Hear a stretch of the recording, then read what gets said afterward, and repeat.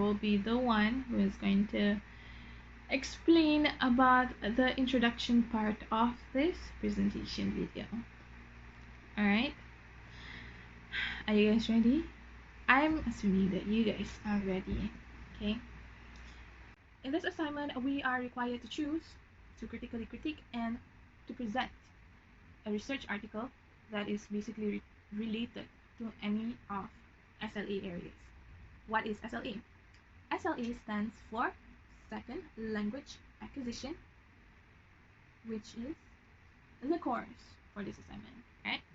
And my group, we had picked individual differences as our subtopic, as our base, okay, as our base for this research, for this report, okay. And the title of our article that we had picked is Investigating the Preferred Learning Styles in English Language Course Among the Undergraduates in Universiti Malaysia Kelantan. It's not University Malaysia, but University Malaysia Kelantan, UMK. Alright? And in this video, we will be explaining our report on this article in terms of 3 aspects, which is number 1, the salient theory used by the author. Number 2 is the significant findings of the study. And number 3 is the implication of the study and its relevance on our own personal experiences and our own expected teaching content in the future. Alright? Next is I'm going to explain about the methodology that is used by the author in this article. Right?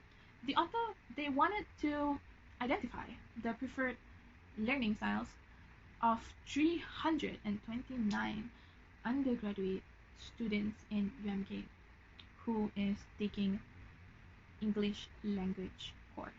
Yes, they have 329 respondents for this study itself, right?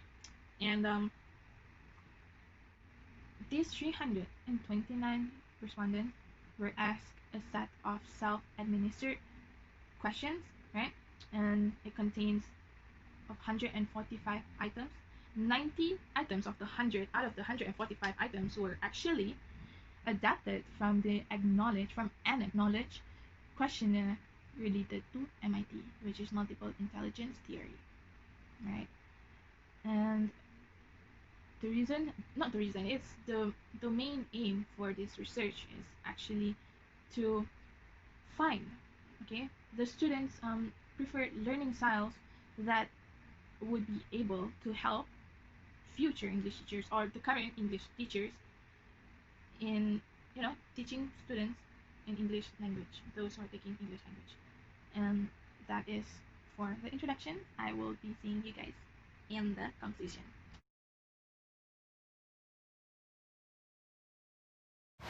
Hi everyone, my name is binti Jaini, and for this part, I will tell you about the salient and important theory that is used by the authors from the article.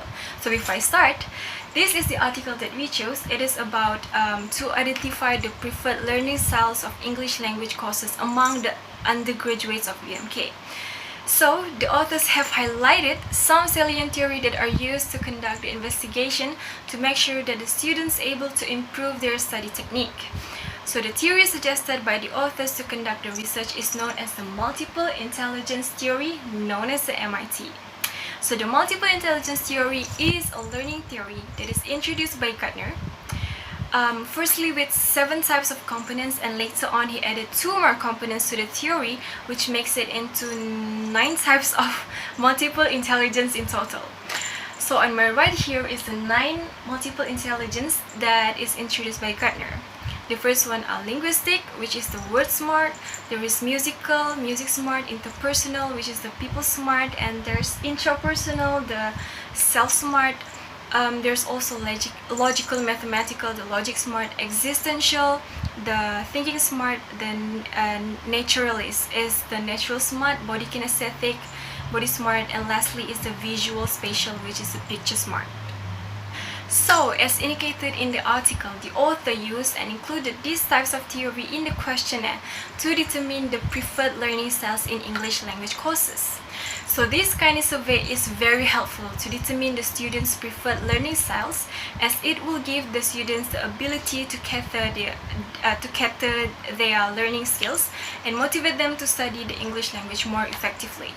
So in addition, many research had been done to identify the most preferred learning styles among the students. However, with a thorough discussion with the member, there is a slight disagreement with the idea in the research of focusing solely with just the MIT. And why is that? The reason is that the theory is too broad, and the theory simply just represent the complementary strength and characteristics. So the idea of solely focusing with MIT is not enough to help the students to identify their own learning styles. Well, although the type of MIT will help to determine their learning styles, but MIT is not specific enough, it's too broad to help the students identify their own learning styles. In fact, the term MIT itself is uncommon among the students, trust me, as the students are more familiar with the terms learning styles. Therefore, prior to the issue that is mentioned before, there is one recommendation to improve the survey, which is to include the types of learning styles. With the mixed method of MIT and learning styles, it will immediately assist the students to identify their preferable learning method. So on my right here, there are seven types of learning styles, which is the visual, social, there's also logical, physical, or known as the kinesthetic, and there are verbal and auditory, or known as the oral. And before the session ends, I'm going to tell you the comparison and contrast between the MIT and the learning styles. So MIT actually represents the different intellectual abilities, while learning styles is actually the ways in which an individual preferred way of learning and gaining knowledge. And lastly, there is limited empirical research about the MIT, but there are a strong evidence about the learning styles research. Hence, using both of the methods in the survey, it will help the students to recognize their learning ability and study pattern. So that's all from me. Let's move on to the next presenter.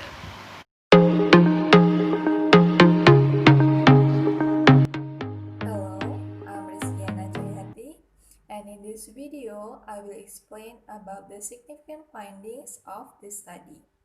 In this study, the researchers collect the data by doing survey research in 329 undergraduate students in Universiti Malaysia, Kelantan. The researchers did the survey in 3 campuses of Universiti Malaysia, Kelantan. They are Jelly Campus, Koto Campus, and Baca Campus. And the findings presented in a table. Because the researchers did the survey in 3 campuses, so they presented the findings in 3 tables. This is the first table. You can see right here, the table shows that musical intelligence is the most preferred learning styles among undergraduate students in Jelly campus, followed by visual or spatial intelligence or VSI and bodily kinesthetic or BKI. And then we go to the second table. This is the next table, is the data from undergraduate students in Koto campus. The data shows that the students here have the same preferred learning styles in English language course with students in Jelly campus. They prefer music intelligence, just same like the Jelly campus, followed by visual or spatial intelligence or VSI, and bodily kinesthetic or BKI. And then we go to the last table. This is the last table, presents the data from Baca campus. You can see the table right here. It shows that musical intelligence is in the highest positions of the preferred learning styles among undergraduate students in Bachelor campus, and it follows by mathematical or logical intelligence and bodily kinesthetic intelligence. The researchers did the same format in presenting the three tables.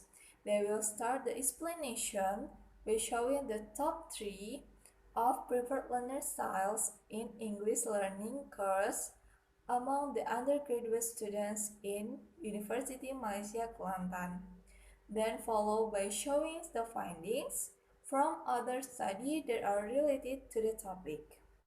The researchers state the other study which is good to compare their finding to other researchers' findings that are related to the topic. These comparisons help us in identifying the relationship between students' major and their preferred learning styles, and whether this relationship is the same in every place. In the end of this part, the researchers present a table which is the compilations of the 3 tables before. Here is the table. The table shows us that the most preferred learning styles in English language course among undergraduate students in the 3 campuses in Universiti Malaysia Kelantan is musical intelligence, and the last is naturalist intelligence. Okay, I think that's all from me. Thank you.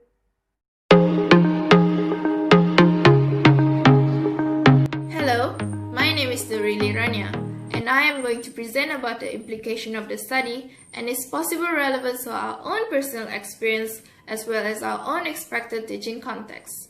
The implication from this study is lecturers will be faced with obstacles in determining the possible method in teaching the English language that could accommodate and work on all learners with different multiple intelligence within one classroom.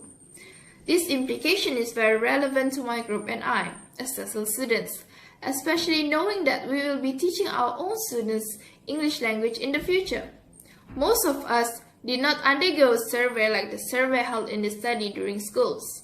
Therefore, most of us are unaware of our own learning styles. Thus, we do not know the best method for learning English language. Even if some TESL students did identify the type of learners that are by self-testing, they might still not know the strategies and methods to learn English better. This is the reason why some undergraduates and even some TESL undergraduates still have a low English proficiency level. Having this experience before becoming a teacher can help us in understanding the difficulties students have in learning English. This implication from the study also gives us an imaginable glimpse of our own expected teaching context in the future. Future teachers like us should act effectively in assessing and accommodating students' learning styles by changing and modifying teaching styles and strategies that meet the needs of different learning styles. Now, why is teaching styles so important? It is crucial, as the design, organization, and the method of delivering teaching styles in class plays an important role to the comprehension process and in the connection between teaching strategies to students' learning strategies. What should TESL students do for future teaching? Well, we must match our teaching styles to students' learning style, so that students are able to learn the lesson more successfully. Here are some suggestions of teaching practices. First, do an assessment of the student learning styles during the first class or the ice-breaking sessions. By doing so, teachers are informed of the students' learning styles and plan teaching method that will suit the different types of learner in the class. Second, provide a variety of activities that fulfill different learning styles in which all students will have at least some activities that appeal to them. Third, do activities or approaches that are applicable to multiple types of learning styles. Example, a video presentation that have a lot of visual aids and also audio that could appeal to auditory and visual learners instead of appealing to only one type of learner. Last but not least, teachers can also not entirely change their teaching styles every time they encounter a new class. This is understandable because working with entirely unfamiliar and uncomfortable methods is exhausting and forcing. Instead, teachers can make small changes in their approach. For instance, might suggest that teachers do sufficient repetitive drill exercise. So what is drill exercise? Drill exercise are practices and exercise of the same topic or subtopic. For example, if you are teaching English language, then maybe you can do exercise on present tense grammar. You can do it repeatedly with gradually increasing a level of difficulty. But don't overdo it, as it will burden the students. This type of exercise appeals to kinesthetic or tactile learners. He also suggests that teachers provide intervals or breaks in class for students to think and collect their thoughts on the lesson taught. This appeals to all types of learners, which is visual, auditory, and tactile learners. Third, he proposed that teachers give explicit instruction in syntax and semantics to assist formal language learning and develop skill in written communication and interpretation. This type of exercise appeals to the auditory learners. Finally, he said that teachers should make regular use of visual aids. This, of course, appeals to visual learners.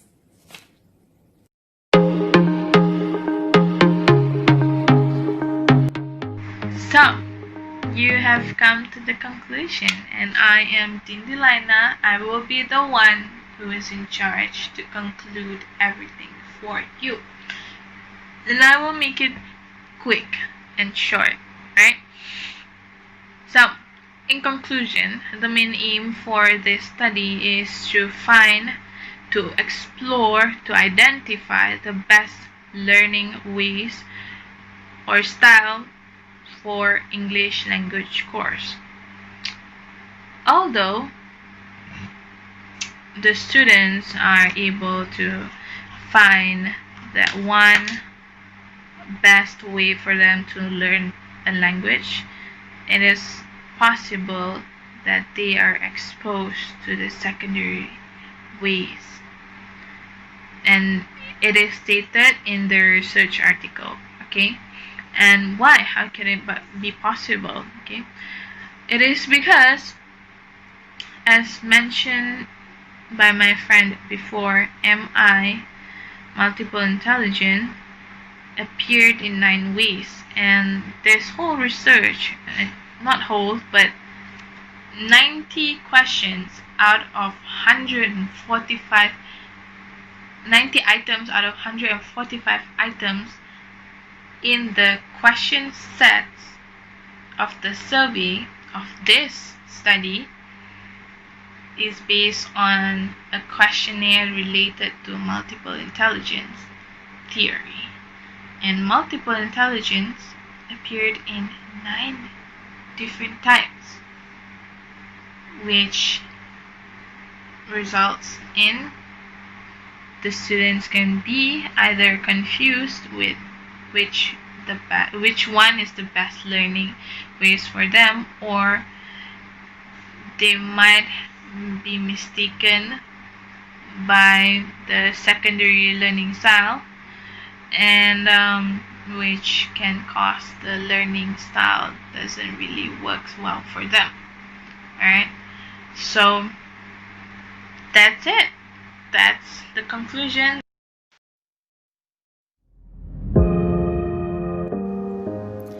Finally, the video has come to an end. Thank you so much for watching our video presentation about the article on investigating the preferred learning styles among the undergraduate students of UMK. We hope that you will gain new knowledge from this video. And lastly, don't forget to find out about your own preferred learning